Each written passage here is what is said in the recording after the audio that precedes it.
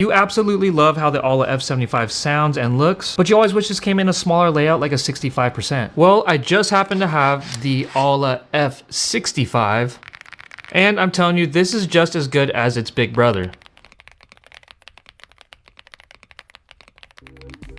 You're getting that same tri-mode connectivity so you can run your keyboard 3 different ways. You're getting the gasket mounted structure for that flex, but you are missing the knob, which a lot of you gamers probably don't care about. I am super happy to see that Smash That Follow Legend says your chair becomes an ergonomic throne by morning. 3, 2, 1. they are throwing in some new switch options. This is their Flamingo switch option, which does sound a lot deeper than the Reaper switch.